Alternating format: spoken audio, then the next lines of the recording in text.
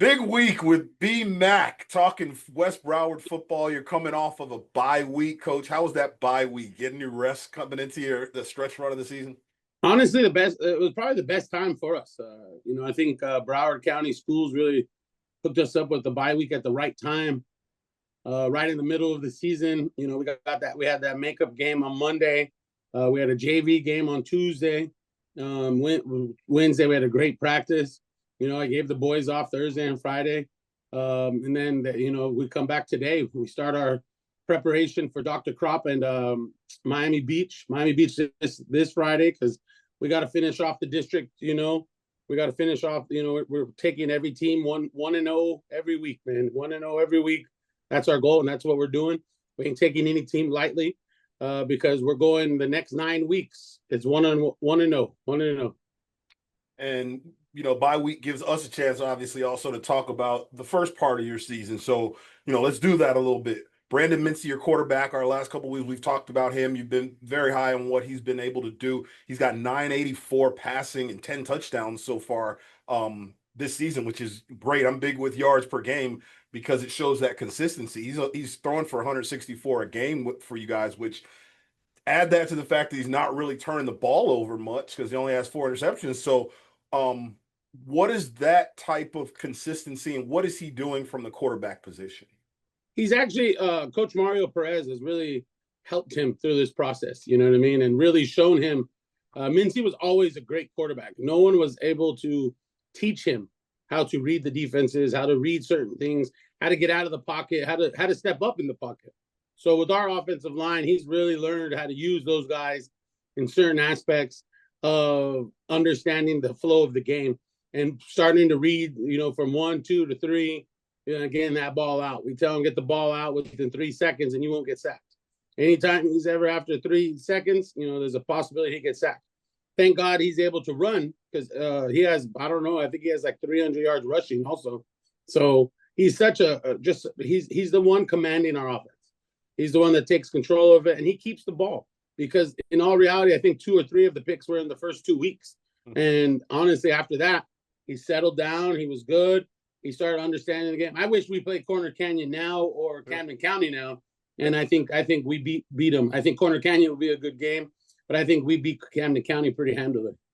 I mean, we obviously did the Corner Canyon game, and we talked about that, how you're starting to get your legs under you now, and of course, a team gets better as the season goes on. You started against 2 really good teams, so and you led into my next point with Brandon Mincy, which is he had 257 rushing right now. So he's obviously doing a number of things well for you guys. And then obviously between DeQuan Adderley and Amos Bradford, both of them are running the ball very well. Both of them have 6 touchdowns rushing, which is crazy that you got 2 running backs who both have 6 touchdowns, and Bradford's got 467 rushing and Adderley's got 303 rushing. So your backs are, Bradford has rushed for 100 yards twice. Adderley's rushed for 100 yards once. So you got some pretty good runners right now, it sounds like. Yeah, both those guys are Division I running backs, and then our third running back, Isaiah Lopez, was really good too. I think he has 4 or 5. I think he has like 3 or 4 touchdowns receiving and running the ball. He gives us both aspects, Isaiah Lopez, but Amos Bradford, he's starting to catch flow. People got to watch out, man, because against Cardinal Gibbons, man, him and Daquan really took over the game and really did whatever they wanted. They ran that outside zone very well with Amos Bradford behind that big offensive line with Alejandro, Brian Granger, Nick Ion, Nate Dunhoff, and Avery Easton. Those kids have really come into their own with Amir Lane, Amir Jones, and all those young men that have just stepped up. And it's awesome to have 3 running backs and Brandon Mincy. So, then you have our receivers like Amir Sears. Oh, we got CJ Mitchell. We got a freshman, Kadarius Rainey. Oh yeah, we got Ratavian. Oh yeah, like who are you gonna stop? Go ahead, double team. A1 or Amos, Amir Sears, double team, and then we're gonna run the ball with those 2 other guys. You know what I mean? Or 3 other guys running downhill, straight downhill at you with Daquan, hitting the speed with Amos on the outside. Honestly, after Amos's game and Daquan's game, my phone kind of blew up a little bit after that game because people are like, man, these guys are like hot commodities now. They want them. And I think that's one of the big things there for us is you got so much consistency. And you talked about how the offensive line starting to block even right before the game last week, the big win you had against Gibbons, which they're starting to block. You're starting to run the ball. So whether it's hitting the sled or whatever it is, they're just starting to do those things. And you got in the passing game, which is what I want to talk about next. Sears is your do it all. He's playing defense. He's playing offense. On the offensive side, he's got 424 receiving, 6 touchdowns. And again, the yards per game, he's over 70 yards per game with somebody like him. And then, of course, like you said, Mitchell, Rainey, McCree, they're all over 100 yards for a season. What have you been able to do with that balance, and how have you been able to work balance into your offensive play calling? Honestly, Coach Mario does a great job with that because he's been around the game for a long time. He has 4 state titles from one of the private schools that's local here. We don't even mention their name, but he has 4 state titles with those guys. And he came in and he understands, like, it's not really a balance. It's take whatever the defense gives you. You know what I mean? It's very simple. It's like, you want to load the box to stop the run? Great. That means Cedric Mitchell and Amir Sears are one-on-one. Kadarius Rainey's one-on-one. Now, if you want to, double team Amir Sears, great. Now you have one less person in the box. Now we're going to run it down your throat. And it's really just that simple, and it's like, you do whatever you want to do. On defense, we worry about what we need to worry about, and we focus on what we need to focus on, and that's the fundamentals of blocking, drive blocking, putting them in the dirt, finding the right hole, and just reading the right situation. Right. And I think, switching now to the defensive side of the ball, some of those gritty things in the trenches and those things that you guys are doing so well as the season builds and gets going. And that looking and kind of doing some analysis from up in the box with the Corner Canyon game, it seems like that's where you guys are now turning that corner with just starting to just win that line of scrimmage on both sides of the ball a little bit more. Talk about that a little bit. Yeah, man, I'm blessed, man. My offensive line has been here for 2 years pretty much. We added Avery this year. Our defensive line is second to none from last year. This year we have, Zion Warner, who's just really unblockable. I've called a couple coaches have called me and says, man, like, where'd you get this kid, number 50, man? He comes off the ball, just got his offer from Maryland. We got a kid named Jason Farfan. They call him Bam, coming off the edge. We got another kid, Tuan Miranda, coming off the edge. Sabian McLeod had a huge game against Everglades with five sacks.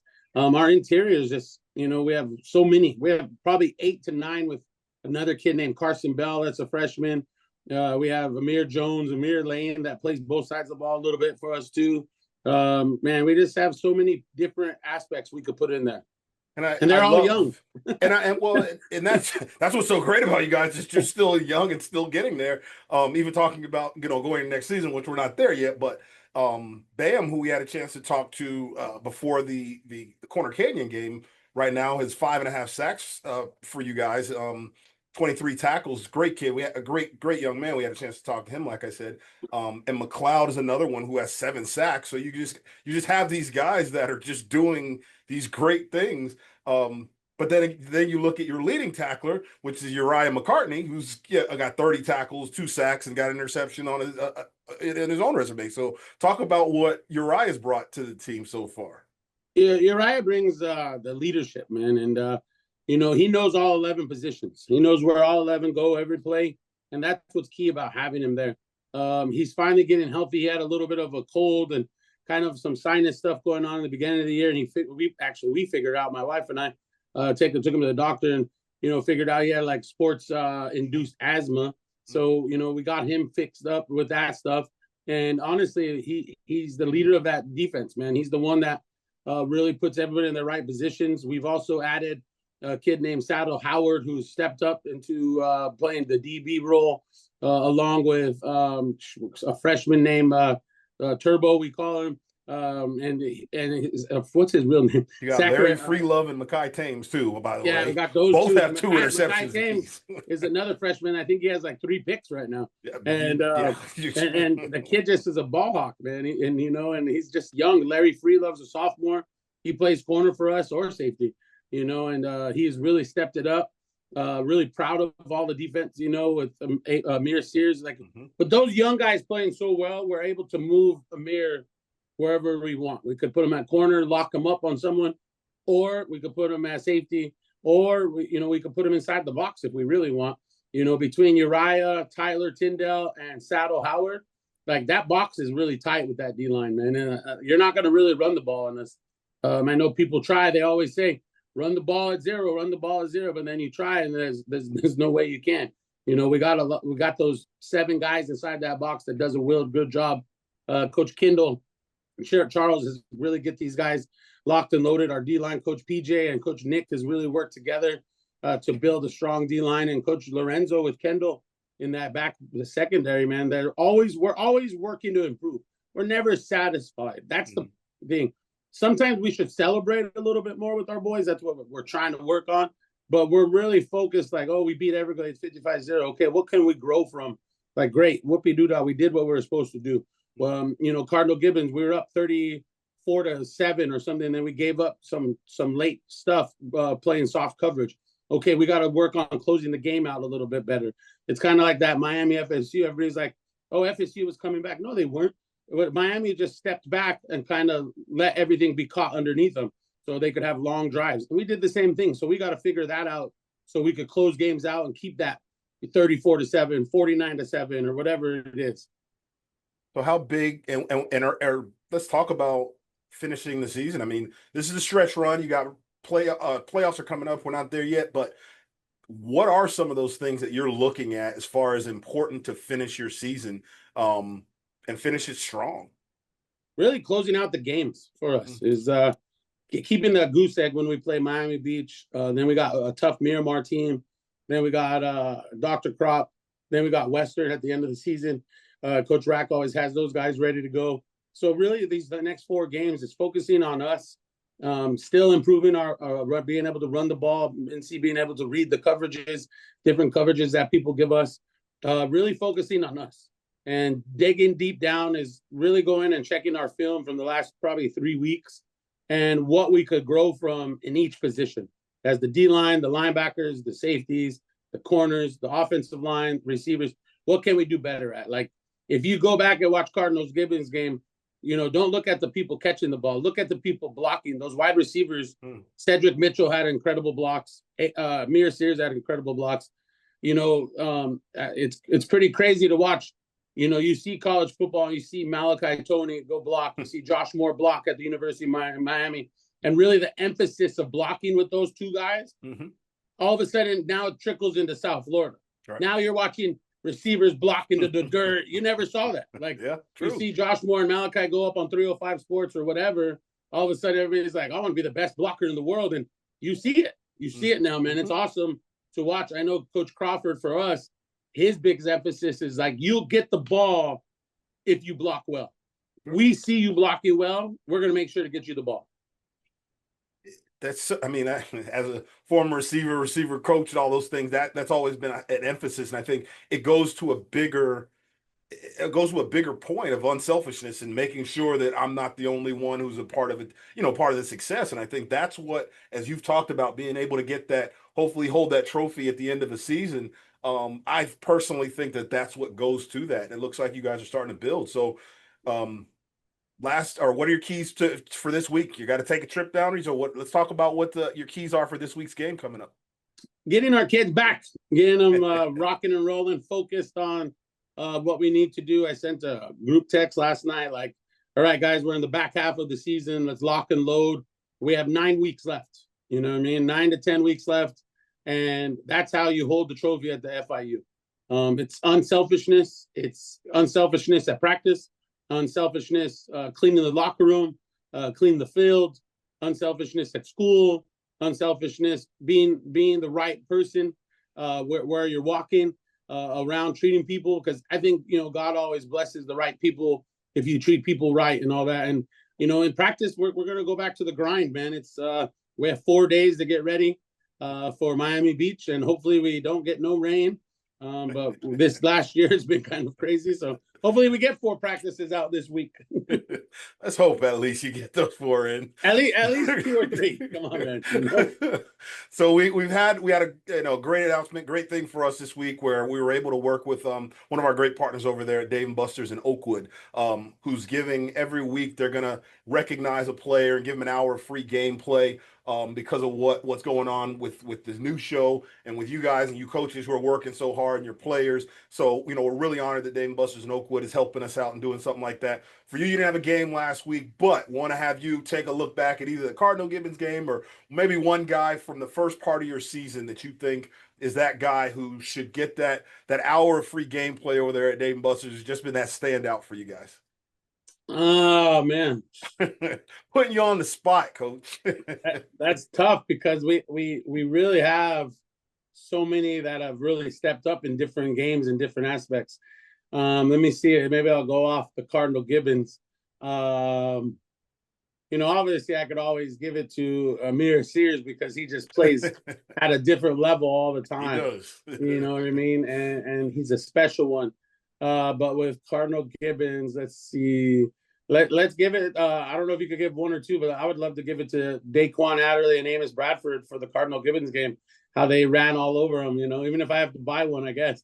We'll make an exception for West Broward and BMAC in this case, and we can do Brandon and Brian BMAC on Beacon TV. Absolutely. So we'll take care of those 2 guys, and we'll send them over for an hour since they always play together anyway. They can go over there together. So people really gotta be careful because those 2 kids are very good, and they're barely getting going. Like, you ever see that track that just started going? Yeah. I don't know. We're just scratching the surface on those 2, it sounds like. And Sears is just there, too. So you got him just Sears, you can almost give it to him almost every game. He has over, like you said, an average of 70 yards every game for receiving. Oh, yeah, and then no one catches a ball on him. I think he's given up like 2 or 3 catches all year. And that's not bad. That's not bad. Last year he had 9 total at corner. So that's what we're saying is by some point by the end of the season he'll get one himself. That's what it sounds like. 100%. All right. So Coach, I appreciate it. Obviously, we had a nice long chat here today because you guys got this big stretch run coming, and I can't wait to talk to you next week. We're excited. Talk about what's coming up for the playoffs. We're just going to start our own show, man. It's going to be Brandon and BMAC. Representing Broward on Beacon TV, baby. Look at that. On a boat, because we got to do one fishing. That's all I'm saying. We got to go fishing, catch some intercoastal snook and tarpon. You know what I mean? That's the best show in the world right there. There you go. Everybody's going to watch it. Coach, I appreciate the time, and good luck this week. Can't wait to see you next week. Have a good one, Brandon. You too.